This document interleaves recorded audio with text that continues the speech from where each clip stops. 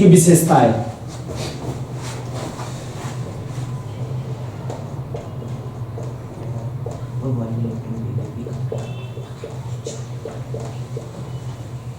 कृषि की विशेषताएं हमने आपको बताया हुआ था, पहला चैप्टर स्वतंत्रता प्राप्ति के समय अर्थव्यवस्था, गतिहीन अर्थव्यवस्था थी।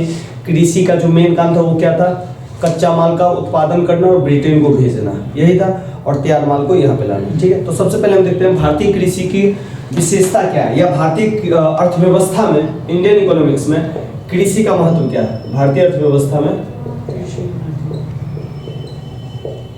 कृषि का महत्व, देखिए ये इससे ही पता चलता है कि जीडीपी में जो योगदान है कृषि का, आप जीडीपी जानते हैं ना, ग्रॉस डेवलपमेंट प्रोडक्शन, सकल घरेलू उत्पाद, उसमें जो कृषि का जो योगदान है वो 1951 में था। 1951 याद है, वो दरमियान जब पंचवर्षीय योजना को हमने चालू किया हुआ था। ठीक है, तो 1951 में जो कृषि का जो भाग था वो लमसम 51% था, और ये चीज 2017 तक आते आते 17% हो गया, 17.4% या 2%, लमसम समझिए 17% के आसपास। तो आपको लग रहा होगा कि भैया 1951 में 51% जीडीपी में योगदान दे रहा था, 2017 में ये प्रतिशत घट गया। ऐसा लग रहा है कि पहले ज्यादा योगदान दे रहा था, अब कम योगदान दे रहा है, लेकिन ऐसी बात नहीं है। प्रतिशत में प्रतिशत आपको दिख रहा है घटा हुआ, लेकिन रुपीज वाइज ये कंट्रीब्यूशन बहुत ही 51% से भी बहुत ज्यादा है, क्योंकि बाद में आप जानते हो कि हमारा सेकेंडरी सेक्टर और टर्सरी सेक्टर ज्यादा डेवलप हुआ। सेकेंडरी सेक्टर थोड़ा सा डेवलप हुआ, टर्सरी सेक्टर कुछ ज्यादा ही डेवलप हुआ। तो ये आपको लग रहा होगा कि भैया बहुत ही कम परसेंट है जीडीपी में, लेकिन पहले की तुलना में ज्यादा है, समझे। तो ये नहीं समझिएगा कि ये गिरावट दर्ज हुआ है, परसेंटेज वाइज कमा है। क्यों कम गया, क्योंकि दूसरा भी सेक्टर इसमें ग्रो कर गया, कृषि भी ग्रो किया और ये कृषि से ज्यादा ग्रो कर गया। इसीलिए आपको दिख रहा होगा कि 2017 तक में जो कृषि का जो भारतीय अर्थव्यवस्था में योगदान था या जीडीपी में योगदान था वो 17.4% योगदान था। क्लियर है, सेकेंडरी और टर्सरी बढ़ा, इसीलिए आपको ये परसेंटेज कम दिख रहा है। क्लियर है ना। अब देखिए दूसरी बात, जीडीपी में इसका योगदान बहुत ही ज्यादा है। दूसरा देखिएगा, जो आवश्यक वस्तु है, आवश्यक वस्तु किसको कहते हैं, जिसके बिना आप रह नहीं सकते हैं। ठीक है, जिसके लिए जीवन आवश्यक है, जीवन की आवश्यकता के लिए जरूरी है ये वस्तु, जीवन की आवश्यकता के लिए जरूरी जो वस्तु है उसकी पूर्ति हमारी कहां से होती है, कृषि से ही होती है। जो हम चावल कंज्यूम करते हैं, आटा कंज्यूम करते हैं, दाल कंज्यूम करते हैं, ये सब कहां से आता है, कृषि से आता है। तो आवश्यकताएं की वस्तुएं भी हमारी कृषि से आता है। तो ये भी तो, हम रहेंगे दुनिया में तभी ना हम भारत में रहेंगे, जिंदा रहेंगे, भूखे पेट जिंदा रहेंगे। जब जिंदा ही नहीं रहेंगे तो जीडीपी में हम वृद्धि क्या कर पाएंगे, खाक कर पाएंगे। तो पहले तो जिंदा रहना जरूरी है। वो जिंदा वाला जो तत्व है जो हम खाते हैं वो कौन हमें देता है, कृषि ही देता है। ठीक है, और सबसे बड़ी बात, सबसे बड़ा रोजगार का स्रोत है, सबसे ज्यादा रोजगार कहां से मिलता है हमको, कृषि से। आपको पता है अभी भी वर्तमान की बात करें तो 50% से अधिक जनसंख्या अभी भी कृषि में लगी हुई है, लमसम 49% ये डेटा है। तो मान के चलिएगा अभी वर्तमान में 2021-22-23 में भी 50% से लगभग जनता कृषि पे है, और ये जो डेटा था 1951 में कितना था, 72%। समझे। तो रोजगार, सबसे ज्यादा रोजगार आपको कौन दे रहा है, कृषि दे रहा है। चौथा, रोजगार तो दे ही रहा है, प्लस कच्चे माल का स्रोत है। औद्योगिक क्षेत्र में आप जाते हैं तो कच्चा माल चाहिए। कपड़ा किससे बनता है, कपास से बनता है, कपड़ा कपास से बनता है। तो ये कपास आता कहां से, कृषि से ही आता है ना। तो कृषि जो है वो कच्चे माल का स्रोत है, और जब तक कच्चा माल नहीं जाएगा तब तक सेकेंडरी सेक्टर क्या है, फल फूल पाएगा नहीं फल फूल पाएगा। ठीक है, पांचवा चीज, अंतरराष्ट्रीय व्यापार में भी कृषि हमारा योगदान देता है। अंतरराष्ट्रीय व्यापार में कृषि का क्या है, योगदान है। अब कैसे भी अंतरराष्ट्रीय व्यापार में योगदान है, तो देखिए हम यहाँ से चाय मतलब समझे ना, चाय बना के नहीं, चाय पत्ती, कॉफी, कपास, जूट, ये सब हम क्या करते हैं, निर्यात करते हैं। तो इससे क्या है, अंतरराष्ट्रीय व्यापार में योगदान देता है। जो चीज हम निर्यात करते हैं तो उसके बदले में हमको क्या मिलता है वो तो आप जानते ही हैं, विदेशी मुद्रा मिलता है। तो ये है हमारी अर्थव्यवस्था में कृषि का महत्व। कृषि में जीडीपी में 17%, 17.4% का कंट्रीब्यूशन है। सबसे ज्यादा रोजगार कृषि देता है। ध्यान रखिएगा, अभी भी भारत में कोई अगर सबसे ज्यादा जॉब दे रहा है, रोजगार दे रहा है, वो कृषि दे रहा है। वो अलग बात है कि यहाँ पे बेरोजगारी थोड़ा छुपी हुई है, प्रचंड बेरोजगारी दिखती है, तो वो निर्धनता या बेरोजगारी वाले चैप्टर में हम देख लेंगे। लेकिन यहाँ पे हम मान के चलेंगे कि रोजगार का सबसे बड़ा स्रोत है, कच्चा माल का भी स्रोत है। अगर सेकेंडरी सेक्टर हमारा फला फूला है और टर्सरी सेक्टर फला फूला है, तो इसमें भी कृषि का योगदान है थोड़ा बहुत, ठीक है। सेकेंडरी सेक्टर तो आप जानते ही है ना, कृषि कच्चा माल तो उसको चाहिए, बहुत सारे सेकेंडरी स्रोत में सेक्टर में, सेकेंडरी सेक्टर में तो कच्चे माल का ये स्रोत है। और जो हमारे पास विदेशी मुद्रा आता है, उसका भी आधार कौन है? कृषि। क्योंकि आप जानते हैं बहुत सारे देश जो है कच्चा माल के लिए उनके पास संसाधन नहीं है, तो वो क्या करते हैं, भारत जैसे देशों से, एशियाई जैसे देशों से वो ले जाते हैं जहां पे संसाधन भरपूर मात्रा में, समझ गए ना। तो ये जो है अंतरराष्ट्रीय व्यापार में इसका योगदान भी है। तो ये है कृषि का महत्व। अब जब कृषि का महत्व देख लिए तो थोड़ा सा देख लेते हैं विशेषता भी क्या है कृषि की। तो सबसे पहले ये अर्थव्यवस्था में महत्व क्या है इसका समझ गए ना। इसको नहीं समझ में आ रहा है तो आप ये जान लीजिए कि आपके घर में आपके पापा का कितना महत्व है, तब उससे पता चल जाएगा कि आपके पापा आपको कमा के लाते हैं, तब आप पढ़ते हैं, लिखते हैं, खाते हैं, पीते हैं। पर पापा कमाएंगे नहीं तो करेंगे क्या। तो सबसे पहले हमने देखा कि भारतीय अर्थव्यवस्था में कृषि का क्या महत्व है, क्लियर। अब बात करते हैं हम किसकी, विशेषता की। कृषि की विशेषता क्या क्या है?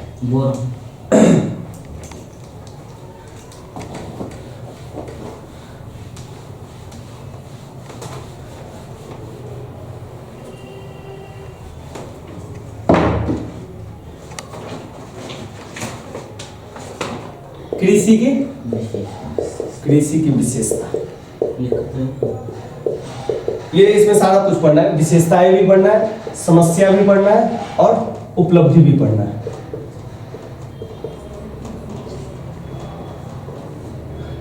ठीक है, तो अब देखते हैं कृषि की विशेषता। भैया अब विशेषता का मतलब ये नहीं है कि इसमें सिर्फ अच्छी अच्छी चीजें बताएंगे। आजकल लोगों के बारे में तो यही जानते हैं ना कि इसका खूबी क्या है, तो हम अच्छी अच्छी बातें बताते हैं। लेकिन नहीं, अच्छी खूबी लाइक का शोले फिल्म की तरह बताना है। जैसे अमिताभ बच्चन मौसी को बोलता है धर्मेंद्र के बारे में, सब चीज तो अच्छा है, बस दारू पीता है, सब चीज तो ठीक है, लेकिन बस जुआ खेलता है। तो उसी तरीके से हमको इसको भी मेंटेन करना है। जरूरी नहीं कि सब अच्छी अच्छी चीजें बताएंगे, खराब चीजें उसको भी बताएंगे और उसको भी हम रखेंगे विशेषता में ही रखेंगे। ठीक है, क्लियर है। अब देखिए सबसे पहले कृषि की विशेषता है, हमारे यहाँ जो कृषि की सबसे बड़ी विशेषता है कि उसका उत्पादकता ज्यादा नहीं है। यानी कि उत्पादकता क्या है, कम है, उत्पादकता बहुत ही कम है। जैसे आप देखिएगा चावल का जो है वो इंडिया में है 3.6 प्रति हेक्टर, मतलब 3.6 टन जो है एक हेक्टर में हम उत्पन्न करता है। और एक हेक्टर का जो मतलब होता है वो जान लीजिए 10,000 मीटर स्क्वायर होता है, समझ गए। 10,000 मीटर स्क्वायर जो है एक हेक्टर का मतलब होता है। तो हमारे यहाँ जो उत्पादन होता है इंडिया में एक हेक्टेयर में 3.6 टन में मैं बता रहा हूँ, ठीक है। लेकिन दूसरी ओर देखिएगा चाइना का, तो चाइना का इतना ही हेक्टेयर में, एक हेक्टेयर में जो उत्पादन होता है भारत से लमसम दुगुना होता है, 6.8 है उत्पादकता कम। और वर्ल्ड का अगर आप रेशियो देखिएगा वर्ल्ड का, तो वर्ल्ड का जो रेशियो है वो है उत्पादन में 4.5 टन। तो क्या भारत पीछे है या बहुत पीछे है? बहुत पीछे है। वर्ल्ड का एवरेज है 4.5 टन। चाइना का छोड़िए, वर्ल्ड के अधिकांश देश जो है वो एक हेक्टर में 4.5 टन करते हैं औसत में, लेकिन भारत अभी भी 3.6 टन ही चावल उत्पन्न कर पाता है। ये बताता है कि निम्न उत्पादकता है। चावल का ये हाल हो गया। अब थोड़ा सा हम देख लेते हैं, गेहूं का भी देख ही लेते हैं। गेहूं का देखते हैं, गेहूं में जो इंडिया है इसका जो उत्पादन है वो प्रति हेक्टेयर है 3.1 टन, ठीक है। चाइना का देख लेते हैं, चाइना का है 6.5 टन प्रति हेक्टेयर, चाइना यहाँ भी है। इसलिए चाइना की उत्पादकता बहुत ज्यादा है, उसका जो जीडीपी इतना बड़ा है। इसमें देख लीजिए जमीन तो भारत से ज्यादा ही है चाइना के पास, पॉपुलेशन भी बहुत ज्यादा है, लेकिन देखिए उसका उत्पादकता कितना ज्यादा है, भारत से डबल टाइम उत्पादकता है इसका। और तीसरा देखा जाए वर्ल्ड का क्या एवरेज है, तो वर्ल्ड का भी ज्यादा ही है, वर्ल्ड में जो है वो 3.3 है। तो यहाँ पे गेहूं में थोड़ा हम वर्ल्ड से थोड़ा ही पीछे, लेकिन पीछे है एवरेज। चाइना से देख लीजिए, चाइना से तो हम आधे हैं उत्पादकता में, एक और देख लेते हैं, मक्का। मक्का समझते हैं ना? ठीक है, इंडिया का है 2.6 टन प्रति हेक्टर। ठीक है, चाइना का है 5.8। चाइना का कितना है? 5.8। वर्ल्ड का देख लीजिए भैया, वर्ल्ड का है 5.6, सबसे पीछे है। ठीक है, तो हमारी कृषि की विशेषता है, हमारा जो उत्पादकता है बहुत ही कम है, चाहे वो गेहूं हो, चावल हो, गेहूं हो, चावल हो, मक्का। ठीक है ना, ये हम चाइना से तो हर चीज में पीछे हैं ही, तो वर्ल्ड के लेवल पे भी हम आ नहीं पा रहे हैं। क्लियर है इतना तक? तो कृषि की विशेषता उत्पादकता। कृषि की जो दूसरी विशेषता है, ये तो अभी हमने बताया था, कृषि महत्वपूर्ण इसलिए क्योंकि ये सबसे ज्यादा रोजगार देती है। लेकिन इसका जो विशेषता ये भी है कि यहाँ पे छिपी हुई बेरोजगारी बहुत ज्यादा है। छिपी हुई बेरोजगारी बहुत ज्यादा है, तो छिपी हुई बेरोजगारी है यहाँ पे। छिपी हुई बेरोजगारी मैंने आपको कई बार बताया। मान लेते हैं कि एक खेत है, कोई भी लैंड है, ठीक है, एक इतना बड़ा टुकड़ा लैंड का है, इस पे 2 आदमी काम कर सकता है। 2 आदमी काम कर लेगा तो ये काम हो जाएगा। लेकिन घर में अगर 8-10 आदमी भी है तो हो जाएगा, कहेगा घर पे ही है, जाते हैं मदद कर देते हैं। तो आपको लिखेगा कि घर में अगर 8 आदमी और है, वो भी मदद कर रहा है, तो आपको लगेगा कि भैया 10 आदमी तो रोजगार में है। लेकिन नहीं, ये 8 जो रोजगार में है, यही है छिपा हुआ रोजगारी या परछन बेरोजगारी। समझे? आपको लग रहा है कि ये भी रोजगार में, लेकिन एक्चुअली में रोजगार में है नहीं। जिसका दुकान होता है, पापा जब खाने आते हैं तो लगता है कि आप ही चले जाते 10 मिनट दुकान पे गल्ला संभाले, लेकिन क्या आप सही में रोजगार में हो? वो तो आप मदद कर रहे हो ना। लेकिन लोगों को लगेगा नहीं, ये भी काम कर रहा है, तो ये कौन सा बेरोजगारी हुआ? परछन बेरोजगारी। क्लियर? तो कृषि जो है छिपी हुई बेरोजगारी है बहुत ज्यादा, ये भी एक विशेषता ही है। क्लियर है यहाँ तक? सबसे बड़ा, आजादी के 70 सालों के बाद भी हमारे किसान या कृषि जो है वर्षा पे ज्यादा डिपेंडेंट है। वर्षा पे निर्भरता, और वर्षा पे निर्भरता का मतलब तो आप जानते ही है, अगर वर्षा नहीं हुई तो फसल नहीं होगा अच्छा, वर्षा हुई तो फसल अच्छा होगा। समझिए? तो सिंचाई का साधन जो है पूरे भारत में अभी भी बेहतरीन ढंग से तैयार नहीं किया गया है। समझ गए? चौथा विशेषता है कि हम लोग अभी भी सबसे ज्यादा कृषि कौन सी कृषि करते हैं? निर्वाह कृषि। निर्वाह कृषि तो जानते हैं, खाद्यान्न उत्पादन करना, यानी कि व्यवसायिक कृषि पे हम ज्यादा जोर नहीं डाल रहे हैं। ठीक है, सबसे, और ये 5वीं विशेषता, ये पहली हो गई, ये दूसरी, ये तीसरी, चौथी, 5वीं विशेषता है लघु जोते और खंडित जोत। खंडित, अब लघु जोत और खंडित जोत का मतलब ये है कि हमारे पास है ना जमीन के छोटे छोटे टुकड़े हो गए। जैसे मान लीजिए किसी के दादा के पास 10 कट्ठा जमीन था, मान लेते 1 बीघा जमीन था, 1 बीघा जमीन था, 1 बीघा में होता है 20 कट्ठा जमीन। ठीक है, अब मान लीजिए दादाजी के 4 बच्चे, 4 बच्चे से तो ज्यादा ही होते थे पहले। ठीक है, 5 भी हो जाते थे, 6 भी हो जाते, मान लेते 4 बच्चे थे। अब ये 4 बच्चे में दादाजी का क्या होगा, जमीन क्या होगा, बंटवारा होगा। अब ये 5 कट्ठा, 5 कट्ठा, 5 कट्ठा, 5 कट्ठा। अब मान लेते हैं यहाँ पे 3 ही है बच्चे, औसत मान लेते हैं। ठीक है, 3 ही मान लेते, हो सकता है किसी का 2 हो, किसी का 4 हो, किसी का 5 भी हो जाता है ना। तो मान लेते हैं 3 ही बच्चे। अब देखिए ये 5-5 कट्ठा भी बढ़ जाएगा, बटेगा कि नहीं बटेगा? लमसम 2 कट्ठा भी नहीं आएगा एक के नसीब में। तो ये जमीन क्या हो रहा है, बड़ा से क्या हो रहा है, धीरे धीरे छोटा ही होता जा रहा है। और छोटा खेत में इन्वेस्टमेंट ज्यादा है, काम कम है, इन्वेस्टमेंट लेकिन ज्यादा है, और उत्पादन बहुत ही कम है। तो भारत का एक टेंशन जो है कृषि में, चाहिए कृषि की विशेषता कर सकते हैं, वो लघु जोते और खंडित जोते हैं। और जमीन तो पता ही है, दिल से जुड़ा हुआ मामला है। ठीक है ना? अब देखिए छठा विशेषता जो है, हम लोग अभी भी जो एडवांस टेक्नोलॉजी है उसका प्रयोग नहीं करते। अभी भी हम वही परंपरागत जो पुराना विचार था उसी को हम यूज करते हैं। तो हमारी जो तकनीकी है, टेक्नोलॉजी है, वो अभी भी क्या है, पिछड़ी तकनीकी है। पिछड़ी, गांव में जाते होंगे अभी भी आप, तो गांव में कितने लोगों को देखते हैं कि वो ट्रैक्टर से खेत जोतता है? बहुत कम को देखिएगा। जिसका बड़ा बड़ा लैंड है वो लगा देगा ट्रैक्टर को। लेकिन अभी भी आज आप देखिएगा कि वो जो है ना, वो बेल से, 2 बेल को और हल से जोतेगा, देखते हैं ना। तो ये सब है कि पिछली तकनीकी का यूज अभी भी हम करते हैं। क्लियर? और सबसे बड़ा टेंशन है कृषि की विशेषता में भूपट्टेदार संघर्ष। भूपट्टेदार, आपको पता है कि भारत में भूमिहीन किसान बहुत ज्यादा है। और वो भूमिहीन किसान किस लिए आए थे? मैंने आपको बताया था, रैयतवाड़ी कह रहा हूं, अस्थायी बंदोबस्त प्रणाली जो 1793 में लागू हुई थी, जब अंग्रेजों ने जमींदार को पूरा जमीन का मालिक बना दिया था।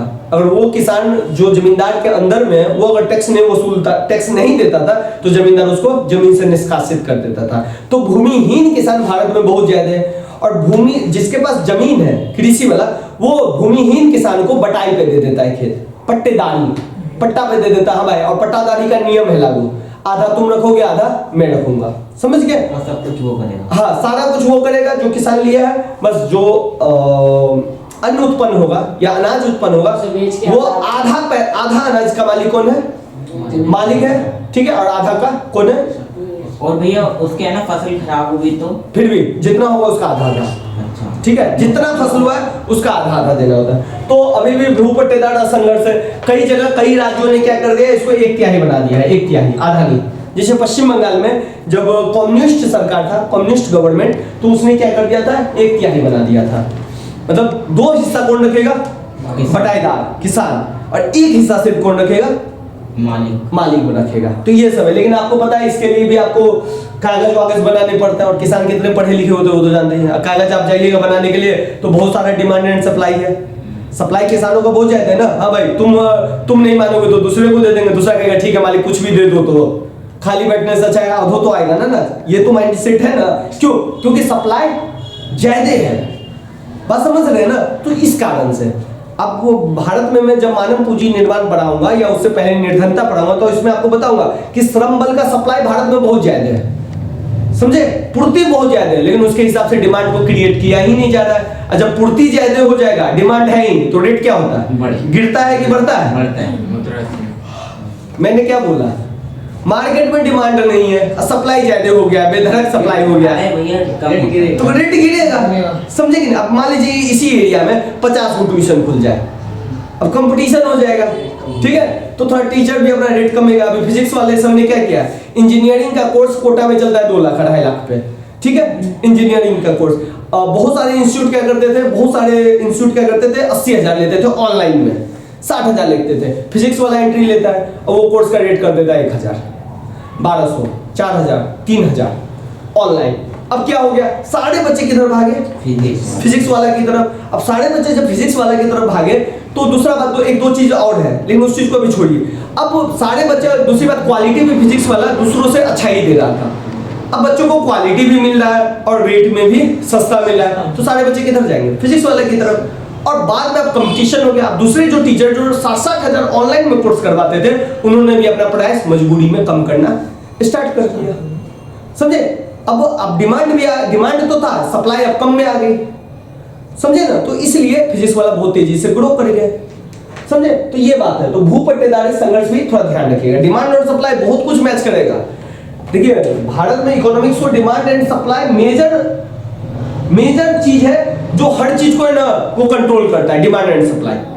और उसको कंट्रोल करने के लिए बहुत सारे बाहरी तत्व भी आते हैं। जैसे बाढ़ आ जाएगा गांव में, क्या होगा, कुछ जो दुकानदार होंगे ना, वो अपना सामान को ना जमाखोरी करने लगेंगे, क्योंकि वो जानता है कि बाढ़ आ गया, गांव में सामान पहुंचेगा नहीं, तो मतलब डिमांड तो है ही, सप्लाई क्या हो जाएगा, कम जाएगा।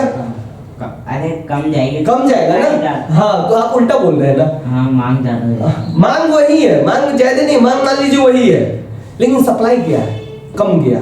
अब सप्लाई कम गया, जिस दुकानदार ने ज्यादा जमा करके सामान रखा, उसका रेट क्या कर देगा, बढ़ा देगा, फायदा कमा लेगा। तो सप्लाई को भी कंट्रोल किया जाता है जमाखोरों के द्वारा, समझे? हीरा क्यों इतना महंगा है? क्योंकि उसका सप्लाई मार्केट में उतना है ही नहीं, कम ही मार्केट में जाता है हीरा। अब सारा खेल किसका है, डिमांड एंड सप्लाई का। उतना सप्लाई जाता ही नहीं, अगर ज्यादा सप्लाई चला जाए रेट गिर जाएगा। एक टाइम में पित्तल का रेट सोना से ज्यादा था, एक टाइम में, बहुत टाइम पहले पित्तल का रेट सोना से ज्यादा था, लेकिन पित्तल की अधिकता हो गई, सप्लाई बहुत ज्यादा हो गया, तो रेट क्या हो गया, गिर गया। और सोना का सप्लाई उतना ज्यादा हुआ ही नहीं। अब जब सोना का सप्लाई उतना ज्यादा हुआ ही नहीं, तो आप सोचिए, समझ गए ना। तो सारा खेल डिमांड एंड सप्लाई है, मेन है डिमांड एंड सप्लाई।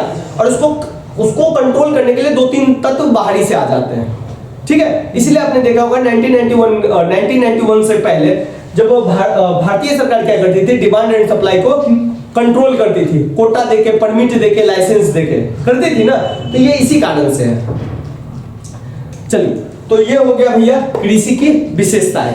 इसमें अगर कुछ समझना है, ये कृषि की समस्या है, यही विशेषता है और यही क्या है, समस्या है। अब समस्या देखते हैं, समस्या क्या क्या है। सबसे पहले हम लोग वर्षा पर निर्भर रहते हैं, तो इसका मतलब क्या है कि हमारे पास सिंचाई साधनों का अभाव है, सिंचाई साधन का अभाव है, अभाव सीधा साधन का अभाव। इसीलिए जब वर्षा नहीं होती है तो बहुत सारे किसान क्या करते हैं, उसका फसल नहीं अच्छा होता है, और जब कर्ज में डूब जाते हो तो इसीलिए अभी भी आप सुनते होइएगा भारत में सबसे ज्यादा किसान आत्महत्या करते हैं, ठीक है। और सबसे ज्यादा किस क्षेत्र में करते हैं, ये जो पश्चिमी घाट का ये जो एरिया देखते हैं विदर्भ क्षेत्र, इसमें क्यों, क्योंकि मैंने आपको बताया यहाँ पे बारिश नहीं होती है, वृष्टि छाया क्षेत्र है, सूखा क्षेत्र, समझ गए।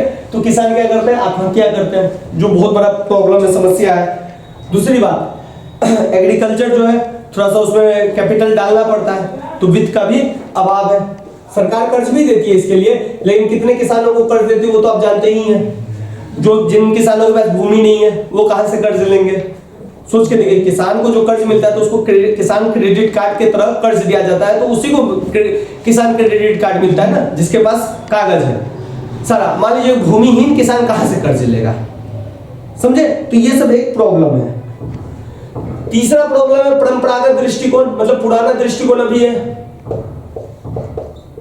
मतलब अभी भी हम पुरानी दृष्टिकोण से कृषि को करते हैं। समस्या में अभी हमने ये भी बताया था, छोटी और खंडित जोत है, ये सब बात हो गया था ना। जो पट्टेदारों के साथ जो संबंध है वो किसानों का क्या करते हैं, शोषण करते हैं, शोषक कृषक संबंध, ये सब अभी डिस्कस हो चुका था, ठीक है। और सबसे इंपॉर्टेंट बात, किसान अगर अनाज उत्पन्न कर भी लेते हैं तो उनके लिए कोई मार्केट व्यवस्था है ही नहीं, जहाँ पे वो अपना सामान एक अच्छा रेट में वो बेच सके, सारे बिचौलिए भरे हुए हैं, समझ गए। तो ये भी एक प्रॉब्लम है। तो विपणन प्रणाली का क्या है, अभाव है, विपणन प्रणाली का अभाव है, यानी कि मंडियां नहीं है जहाँ पे सरकारी रेट पे सामान बिक जाए, समझे। तो ये सब कुछ समस्या है जिसके बारे में हम डिस्कस कर चुके हैं। अगर इसमें से कुछ अगर आप और एक्सप्लेन करना है तो बता दीजिए। करने के 3 तरीके हैं, 3 तरह से आप कृषि में सुधार कर सकते हैं। सबसे पहले आप तकनीकी सुधार कर सकते हैं। तकनीकी सुधार से मतलब समझते हैं ना, टेक्नोलॉजी वाइज तकनीकी सुधार कर सकते हैं। दूसरा सुधार आप कर सकते हैं संस्थागत, इंस्टीट्यूशनल सुधार कर सकते हैं। अब ये क्या होता है वो मैं बता रहा हूं, ठीक है। और तीसरा सुधार कर सकते हैं, कुछ सुधार होता है जनरल सुधार, सामान्य सुधार। अब देखिए प्रत्येक के बारे में हम थोड़ा सा पढ़ते जाते हैं। अब देखिए तकनीकी सुधार, तकनीकी सुधार का मतलब है टेक्नोलॉजी, ठीक है। टेक्नोलॉजी में आप क्या कर सकते हैं, तकनीकी सुधार में कृषि में क्या कर सकते हैं, HYV बीजों को दे सकते हैं, उच्च उत्पादन वाले बीज जो हरित क्रांति में लगाया गया था। अगर उच्च उत्पादन करने वाले बीज वो अगर आप देते हैं तो उत्पादकता क्या होगी, बढ़ेगी। तो यह तकनीकी समस्या, तो इसके लिए आपको सुधार करना पड़ेगा, क्लियर है। HYV बीजों का प्रयोग कर सकते हैं, बीजों का प्रयोग करिए, ठीक है। और आपने देखा था 1965 से यह प्रयोग हो रहा है, जिसको हम हरित क्रांति के नाम से जानते हैं। और जिस साल प्रयोग हुआ उसी साल आपका जो खाद्यान्न उत्पादन है वो 25% बढ़ गया था। और 2-3 साल के बाद हम क्या हो गए थे, आत्मनिर्भर हो गए थे। तो इस बीजों के प्रयोग के लिए 1965 में भारत में 1965 से पहले ही भारत में एक निगम की स्थापना हुई थी, जिसको कहते हैं राष्ट्रीय बीज निगम। राष्ट्रीय बीज निगम की स्थापना हुई थी और 2015-16 में इस निगम ने 304 लाख क्विंटल बीज का जो है किसानों को वितरण किया हुआ था। 4 लाख क्विंटल, किसान भी तो बहुत ज्यादा है। कुंटल अपना भाषा होता है और शाब्दिक भाषा जो होता है वो क्विंटल होता है, ठीक है। तो इसमें नहीं समझ में आ रहा है, 304 में 7 जीरो लगा लो, लाख का 5 जीरो, क्विंटल का 100, 2 जीरो, 7 जीरो लगाओ, खुद आपको आंकड़ा मिल जाएगा। तो बीजों के वितरण के लिए राष्ट्रीय बीज निगम की स्थापना की गई है, ठीक है। दूसरी बात, तकनीकी प्रयोग में हम क्या कर सकते हैं, रासायनिक खाद का प्रयोग भी हम ज्यादा कर सकते हैं, जिससे हमारी उत्पादकता बढ़ेगी, ठीक है। कीटनाशक दवाई का भी उपयोग कर सकते हैं हम, कीटनाशक दवा का। और सबसे इंपॉर्टेंट है वैज्ञानिक खेती प्रभाव, वैज्ञानिक खेती प्रबंध हम कर सकते हैं। जैसे वैज्ञानिक विधि के द्वारा आपको चुनना पड़ेगा कि किस तरह के फसल को हम चुने, मतलब हमारी मिट्टी किस तरह के फसल के लिए उपयुक्त है, समझ गए। भूमि को हम कैसे तैयार करें, फसल को हम हेर फेर करके उसमें उपजाए, ऐसा नहीं कि एक खेत में एक ही तरह के फसल को उपजा रहे, मतलब बदल बदल के उसमें उपजाए हम, और बीजों का चुनाव करें और उर्वरक का हम सही ढंग से प्रयोग करें। यही है वैज्ञानिक खेती का प्रबंध, समझ गए। कोई दिक्कत है इसमें? नहीं है तो बताइए। नहीं ना। तो वैज्ञानिक कृषि के चक्कर में एक प्रोग्राम लाया गया था, उस प्रोग्राम का नाम था गहन कृषि क्षेत्र प्रोग्राम, इंटेंसिव एग्रीकल्चर, कुछ ऐसा ही था, ठीक है। IADP था कुछ ऐसा, ठीक है। तो ये था थोड़ा सा वैज्ञानिक खेती प्रबंध में। तो ध्यान रखिएगा, वैज्ञानिक खेती में फसल का चुनाव करना है, मिट्टी आपकी कैसी है उसके लिए आप चुनाव कीजिए फसल का, फसल को बदल बदल के लगाइए, उर्वरक का और रासायनिक खाद का जो प्रयोग है ढंग से कीजिए, यही है। और दूसरा लास्ट में जो इंपॉर्टेंट है, तकनीकी में अगर आपको सुधार करना है तो खेती के यंत्रीकृत साधन समझे ना, यंत्रों का इस्तेमाल कीजिए, जैसे ट्रैक्टर का इस्तेमाल कीजिए, हार्वेस्टर का इस्तेमाल कीजिए। तो ये है कुछ तकनीकी सुधार जो करने की जरूरत है। ये पानी नलकूप सिंचाई आया नहीं, ये सामान्य सुधार में आ जाएंगे ना, सामान्य सुधार में, जनरल सुधार में आ जाएगा, समझे। ये तकनीकी सुधार जो किसानों को आपको देना है, समझे। बीज आपको देना पड़ेगा, रासायनिक खाद के बारे में बताना पड़ेगा, कीटनाशक दवाई के बारे में बताना पड़ेगा, वैज्ञानिक पद्धति से आपको खेती करना पड़ेगा, जहाँ पे बदल बदल के कृषि कर सके। और खेती के लिए ट्रैक्टर उक्टर दीजिए, ठीक है। तो उसके लिए भी बहुत सारा जो है वो दिया जाता है, ऐसी बात नहीं है नहीं दिया जाता है, बहुत सारे वो लोन दिए जाते हैं, लेकिन बात वही आ जाती है, लोन किसको मिलेगा? जिसके पास संसाधन है, भूमिहीन को कहां से मिलेगा? तो ये सब एक प्रॉब्लम है। तो तकनीकी सुधार में आपको ये सब सुधार करने हैं, ठीक है। चले आगे। संस्थागत का मतलब है इंस्टीट्यूशनल सुधार। आपको सुधार क्या क्या करने हैं ये देख लीजिए। संस्थागत सुधार में आपको सबसे पहले जो करना है वो करना है मध्यस्थों का उन्मूलन कीजिए। मध्यस्थ समझे ना, मध्यस्थों का उन्मूलन, बिचौलिया, दोनों तरफ से बिचौलिया। कृषि करने के बाद क्या होता है कि सरकार एमएसपी तय करता है, एमएसपी। अब इस एमएसपी को कहते हैं मैक्सिमम सपोर्ट प्राइस, कि जैसे मान लीजिए कि किसानों को इस बार सरकार ने वो कर दिया कि आपको 2000 रुपए क्विंटल जो है, क्विंटल रेट दिया जाएगा किसी भी धान, मान लेते हैं धान के लिए या गेहूं के लिए, मान लेते हैं गेहूं के लिए, ठीक है। 2000 रुपए सरकार ने ये कहा, मिनिमम मैक्सिमम। अब मंडी में जाएगा किसान, अगर उसका फसल ज्यादा अच्छा है, फसलों में भी तो क्वालिटी होती है, अच्छी, खराब, सबसे खराब, सबसे अच्छी, उस साफ सफाई को लेकर। अब उस क्वालिटी के अंतर्गत अगर किसानों को 2400 मिल रहा है तो बेचेगा, लेकिन मैक्सिमम जो है वो होगा, अच्छा मिनिमम सपोर्ट प्राइस है, सॉरी मैंने गलती बोल दिया, मैक्सिमम बोल दिया, ये मिनिमम होता है, न्यूनतम समर्थन मूल्य,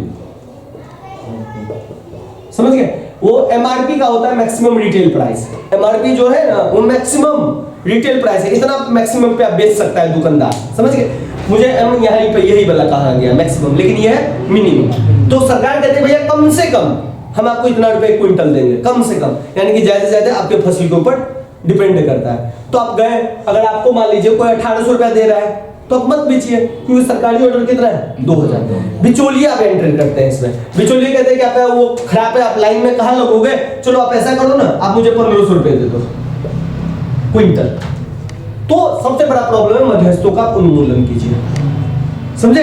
अभी भी आप जाइएगा, अब बिहार का मैं अपने घर के तरफ का एक घटना बताता हूँ। एक मध्यस्थ है, बिचौलिया, वो क्या करता है, वहां पे छोटे छोटे किसान है जिसका लघु जोत है, छोटा किसान, अब किसी को 1 कुंटल धान हो रहा है, किसी को 50 किलो हो रहा है, किसी को 2 कुंटल हो रहा है, तो कुछ उसमें खाने के लिए रख लेता है, कुछ पैसे का जरूरत है। अब पैसे की जरूरत है तो उसको क्या कर देता है, बेच देता है। कोई 50 किलो बेच देता है, कोई 100 किलो बेच देता है। आजकल कोटा से भी तो मिल ही जाता है ना, तो कोटा वाला पे निर्भर होता है, जो उपजाता है उसको बेच देता है। और कौन आजकल इधर 50 किलो के लिए वो करेगा, तो कुछ लोग आटा खरीद के ही ले आते हैं गांव घर में, तो वो लोग बेचते हैं। तो जो बिचौलिया है वो क्या करता है, सबसे मोटरसाइकिल से जाता है घूम के, पीछे में मोटरसाइकिल के पीछे में बोरा लगाए रखेगा और घूमेगा, और घूम के क्या करेगा, तराजू रखा रहेगा, तराजू से तोलेगा, बोरा में डालेगा और उसको एक पर्ची काट के दे देगा कि भैया इतना किलो सामान हुआ, इतना रुपया रेट भी लिख देगा, रेट भी तय करेगा। हाँ भैया 1500, नहीं भैया 1600 का देना, नहीं अत्ते महंगा नहीं देगा, अत्ते नहीं हो पाता तो धान या गेहूँ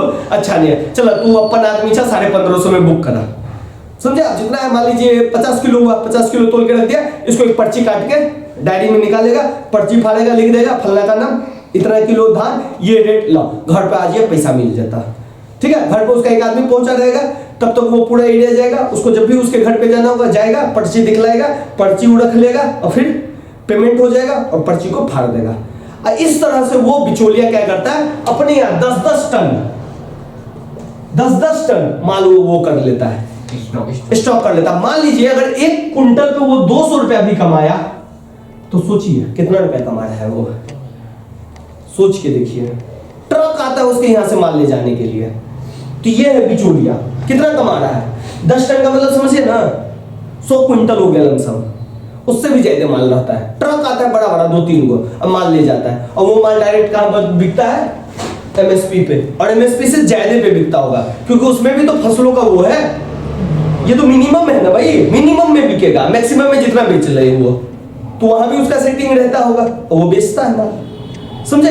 तो ये है कि मध्यस्थों का उन्मूलन कीजिए, लेकिन किस तरह से कीजिएगा। जिसका 50 किलो गेहूं है वो काहे जाएगा मंडी में, अब इनका अभी थोड़ा देखो, अब जिसके पास 50 किलो है, 80 किलो गेहूं है या धान है, वो मंडी में जाएगा, पता चलेगा 200 रुपया मंडी में लग गया, ले जाने में भी तो लगेगा टाइम, ऊपर से टाइम लगा, ऊपर से जाओ वहां पे नंबर लगाओ, पर्ची कटाओ, तोलाओ फोलाओ, वहां से भाव करो। इसके लिए तो आसानी कौन है, यही मध्यस्थ, यही बिचौलिया आसानी है, तो उसी से बेच देता है और वो देखता है अपना ही गांव का भी आदमी है, 200 रुपया भी फालतू लेना होगा तो ले लेंगे।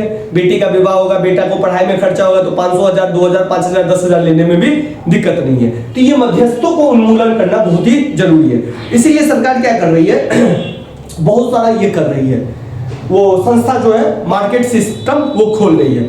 अभी जो आंदोलन हुआ था, कृषि आंदोलन किस लिए हुआ था कि सरकार ने जो मंडियां बनाई हुई है ना, उस मंडी को ही सरकार खत्म कर रही थी, जहां पे ये 2000 का मिनिमम प्राइस मिलता है। अब किसानों के लिए और दिक्कत, जब मंडी है तब बिचौलिए ऐसा कर रहे हैं, अच्छा मंडी नहीं रहेगी तब क्या करेंगे। तो भारत सरकार ने आर्गुमेंट दिया कि भैया अगर आप बिहार के किसान हो तो बिहार ही में क्यों बेचोगे, अब तमिलनाडु में बेचो, अब पंजाब में बेचो, पंजाब में छोड़ो, पंजाब तो ऑलरेडी बहुत है, और कहीं कहीं बेच दो। बिहार वो भारत सरकार ने कहा, किसानों का सबसे बड़ा टेंशन ये है कि सर आपने मंडियां तो बना दी है, लेकिन मंडी के बावजूद हमको 2000 रुपया जो मिनिमम सपोर्ट प्राइस है वो नहीं मिल रहा है, तो मंडी खत्म करने के बाद क्या मुझे मिलेगा। ये जो पिछले 2 साल पहले आंदोलन हुआ था, किसान आंदोलन, इसी मुद्दे पे हुआ था। सरकार ने कहा मंडी हम खत्म करेंगे, लीजिए हो गया आंदोलन और ये हो गया।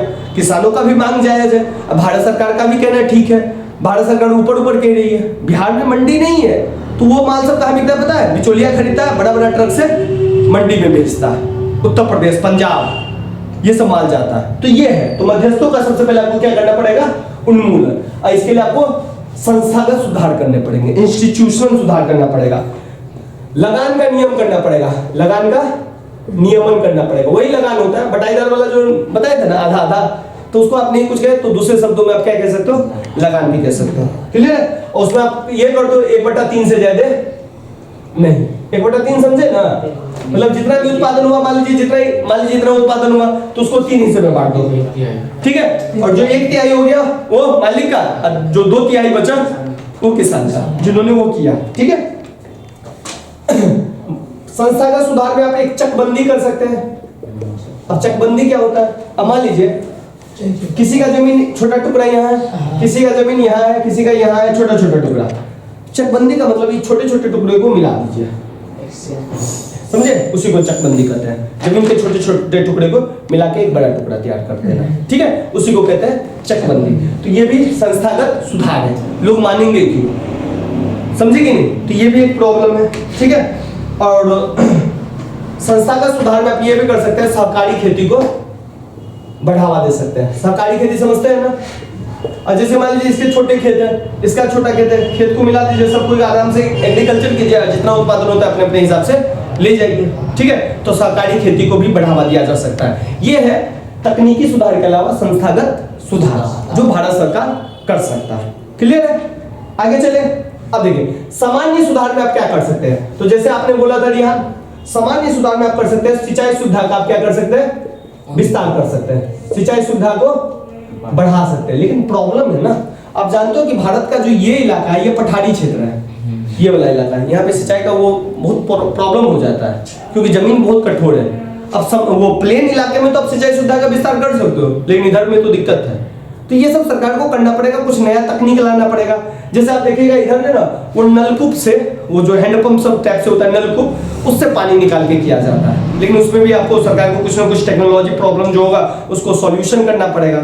तो सिंचाई सुविधा का विस्तार करना पड़ेगा। क्लियर? यहाँ पे खेती भी तो बहुत कम होती है इस इलाके में। किसमें? इसमें फिर भी तो है, कितनी कम है, कितनी कम है? नहीं ये नहीं पता है, फिर भी है। कावेरी और कृष्णा का जो बेल्ट है उसमें बहुत एग्रीकल्चर होता है, बहुत धान का उत्पादन होता है, ऐसी बात नहीं है, धान का कटोरा कहा जाता है उस जगह सबको, समझे? दो नदियों के बीच वाले क्षेत्र को दोआब कहते हैं, दोआब वाला जो भी क्षेत्र है ना उसमें एग्रीकल्चर होगा ही होगा, समझे? अब चूंकि उत्तर मैदान में दोआब ज्यादा है, क्योंकि आप जानते हैं इसमें भी मिल रहा है, इसमें भी मिल रहा है, लो हो गया दोआब, कुछ नदी इसमें मिल रहा है, ये हो गया दोआब, कुछ नदी इसमें भी मिल रहा है तो ये भी दोआब, ये भी दोआब। तो उत्तर भारत में जो है दोआब की संख्या ज्यादा है नीचे वाले भारत से, लेकिन नीचे वाले भारत में भी दोआब है। और आप जानते हैं नदी के आसपास वाला क्षेत्र उपजाऊ होता है, बाढ़ आता है मिट्टी भिजता है, उपजाऊ क्षेत्र हो जाता है। तो है, ऐसी नहीं कही है, क्योंकि भारत का 40% 60% हिस्सा तो यही है ना, तो कैसे कहिएगा नहीं है, समझे? तो चलिए ये हो गया सिंचाई सुविधा का आपको क्या करना पड़ेगा, विस्तार करना पड़ेगा। साख का प्रबंधन करना पड़ेगा। साख का मतलब होता है कर्ज देने का प्रबंधन, क्रेडिट्स। किसान को पैसा दीजिए, किस बात के लिए?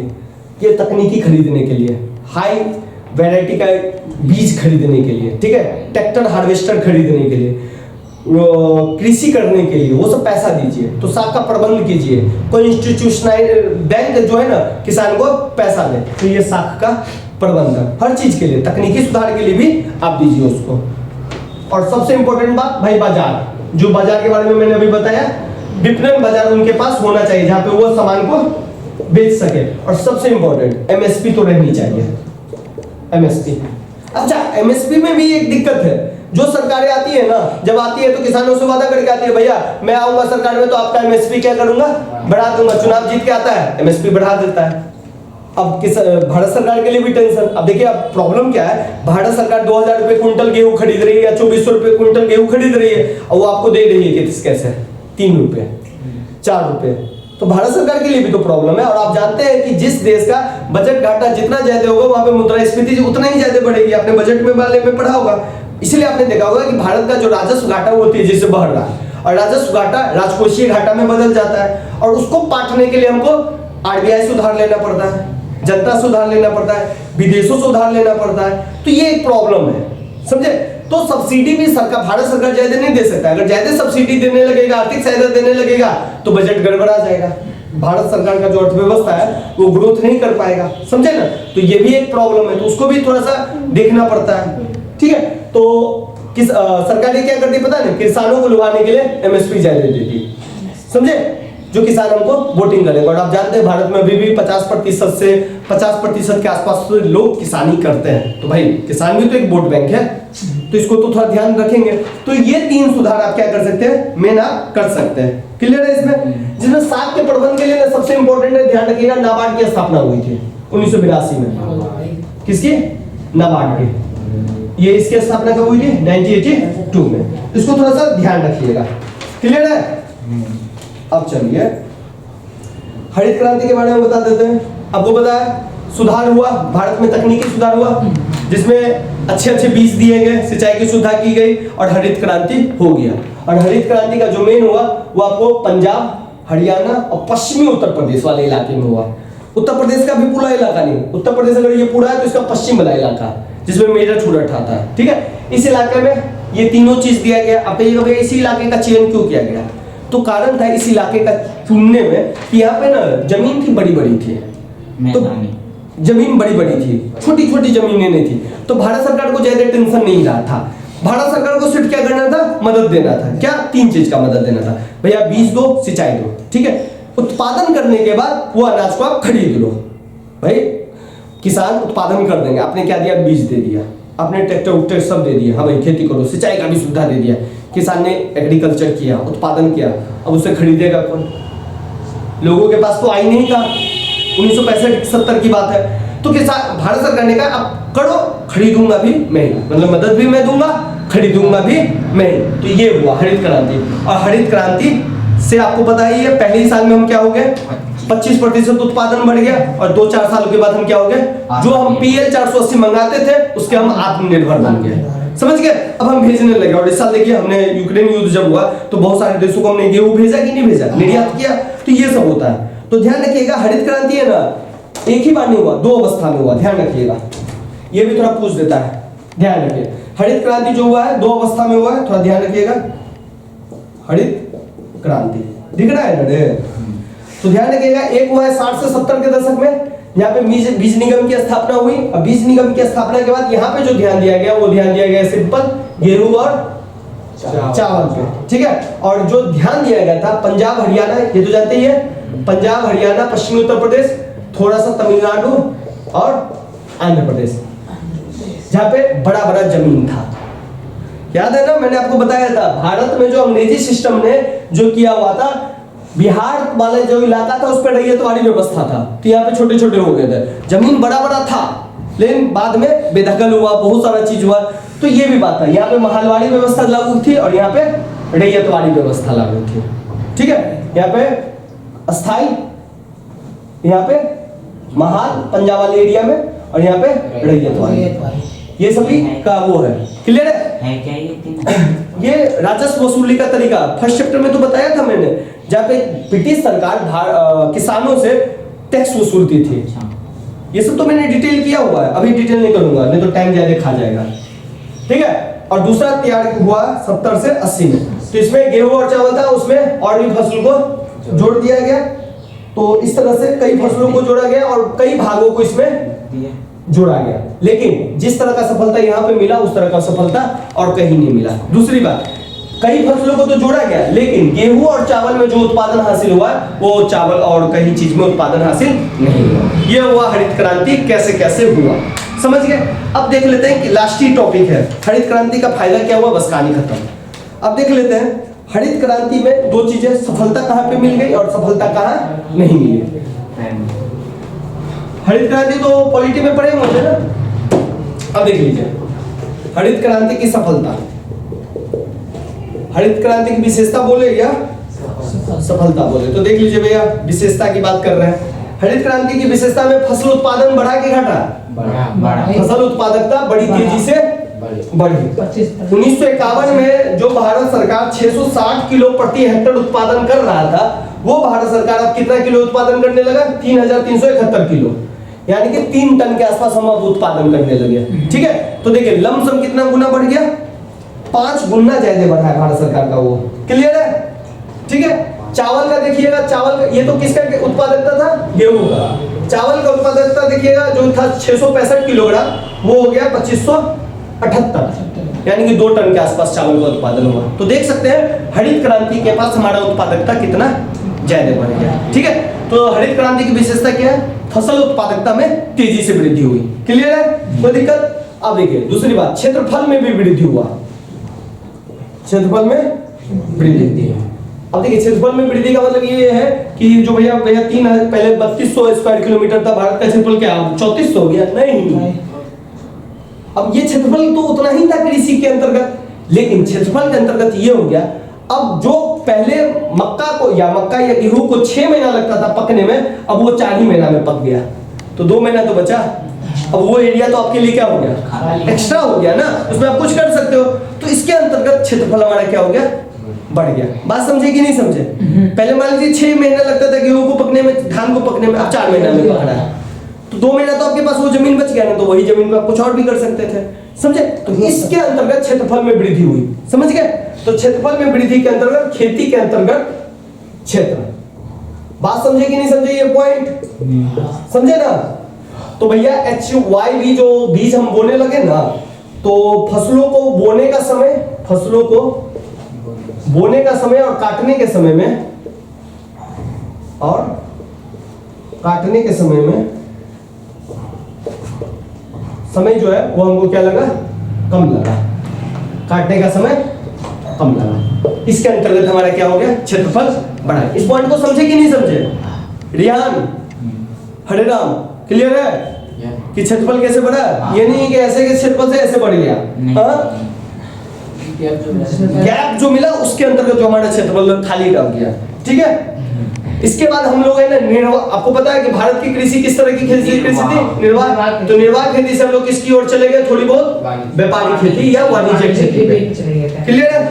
किसान का दृष्टिकोण भी बदला, तो इसको भी लिख दीजिएगा, किसान दृष्टिकोण में बदलाव या परिवर्तन, ठीक है। और सबसे इंपॉर्टेंट, हम खाद्यान्न उत्पादन में क्या बन गए, आत्मनिर्भर। ये हो गया भैया आपका हरित क्रांति का विशेषता या हरित क्रांति की सफलता। डायरेक्ट क्वेश्चन आएगा, ध्यान रखिएगा, समझ गए? हाँ, अब देखते हैं इसका असफलता क्या था। कैसे बदला? हाँ? ये दृष्टिकोण जब बता रहे थे तो विशाल के साथ अपना दृष्टिकोण साझा कर रहे थे। चलिए बोलना, चल पहले देख लीजिए, बाद में बताते हैं। अब देखिए सीमाएं, देखिए हरित क्रांति की सीमाएं क्या थी, ठीक है। हरित क्रांति की हो गया। हरित क्रांति की सीमाएं क्या थी, ये देखिए। सबसे पहले जो हरित क्रांति हमने बहुत सारे फसलों पे किया, लेकिन 2 ही फसल 3 ही फसल पे उत्पादन ज्यादा बढ़ा, गेहूं और चावल और मक्का पे। तो इसका जो सबसे बड़ा सीमा था वो सीमित फसल, समझे, मतलब ज्यादा फसलों पे ये नहीं हो पाया, ठीक है। और दूसरी बात, प्रसार जो था ना उसका असमान था, कहीं के किसान अमीर बन गए, कहीं के किसान गरीब बन गए, आपको पता है। इसलिए आपको पंजाब, हरियाणा और पश्चिमी उत्तर प्रदेश के किसान ज्यादा अमीर मिलेंगे, उनके पास ट्रैक्टर भी मिलेगा, हार्वेस्टर भी मिलेगा, कार भी मिलेगा, सब कुछ मिलेगा, अमीर है, ठीक है, अमीर है। लेकिन बाहर के किसान, बिहार बाहर के किसान इक्के दुक्के के पास आपको ट्रैक्टर मिल जाएगा, लेकिन वहां पे जाएगा हर घर में वो है ट्रैक्टर मिलता है, ठीक है। जब कृषि आंदोलन हुआ तो देखे तो पूरा दिल्ली और हरियाणा बॉर्डर ट्रैक्टर से भर चुका था, समझिए कितने ट्रैक्टर है उनके पास, ठीक है। और असमान प्रसार हुआ कृषि का, और कहीं पे उत्पादन ज्यादा हो गया, कहीं पे नहीं हुआ। जब कृषि का असमान प्रसार होगा तो आर्थिक विषमता बढ़ेगी कि घटेगी? आर्थिक विषमता क्या हो गई, बढ़ गई। मतलब कहीं के किसान ज्यादा धनी हो गया, कहीं के किसान कमजोर रह गए। और जब किसान धनी हुए, एक नए वर्ग का उत्पन्न हुआ, तो फिर राजनीतिक रूप से भी उन्होंने शक्ति प्रदान, अपने आप में शक्ति अर्जित की। इसलिए आप देखिएगा कि भारत में एक किसान प्रधानमंत्री भी बना, और वो किसान थे चौधरी चरण सिंह। वो अलग बात है कि कुछ ही दिन के लिए रहे, लेकिन चौधरी चरण सिंह भारत के किसान नेता थे जो प्रधानमंत्री बने। मोरारजी देसाई के बाद याद है इंदिरा गांधी, जनता पार्टी, मोरारजी देसाई की सरकार गिरी, फिर इंदिरा गांधी ने किसको वो समर्थन दे दिया था, चौधरी चरण सिंह को, चरण सिंह बना। बेचारा इतना वो था कि चलो किसान नेता के तौर पे प्रधानमंत्री तो बन गया, लेकिन संसद में भाषण नहीं दे पाए। ये भी अपने आप में एक बहुत ही बड़ी उपलब्धि थी कि कोई किसान भारत का प्रधानमंत्री बन सकता था। समझे, कोई दिक्कत इसमें? तो आर्थिक विषमता भी बहुत ज्यादा ही बढ़ गई। अच्छा, अब आपसे लास्ट में एक क्वेश्चन मैं पूछ रहा हूँ कि भैया और भी हरित क्रांति की जरूरत है क्या? तो आप कहोगे जी हाँ भैया। अगर क्वेश्चन पूछा जाए कि और भी हरित क्रांति की भारत में जरूरत है, तो आप बिल्कुल कहिएगा हाँ। क्यों? क्योंकि आपने अभी भी देखा कि भारत की उत्पादकता बहुत ही कम है, स्टॉक की अनियमितता है। दूसरी बात, हम अभी भी एग्रीकल्चर पे, मौसम पे निर्भर करते हैं, तो इसलिए हमारे पास हरित क्रांति की और भी जरूरत है। और हमारी सरकारें क्या करती है, ऋण माफी भी करती है किसानों की, किसानों को लोन दे देता है, फिर उसको माफ कर देता है, किस लिए? वोटिंग के लिए। तो जब भी पूछा जाए कि हरित क्रांति की जरूरत है, तो आप लोग जरूर कहोगे कि हाँ जरूरत है। कोई नहीं अपना उत्पादन बढ़ाना चाहेगा। और इस तरह से उम्मीद है आपका जो चैप्टर है खत्म हो।